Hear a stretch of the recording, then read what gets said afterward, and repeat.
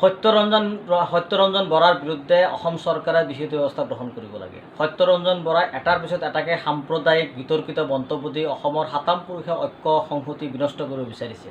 আমি অসম চৰকাৰৰ মাননীয় মুখ্যমন্ত্ৰীলৈ আমি আহ্বান জনাইছোঁ আৰু দাবী জনাইছোঁ।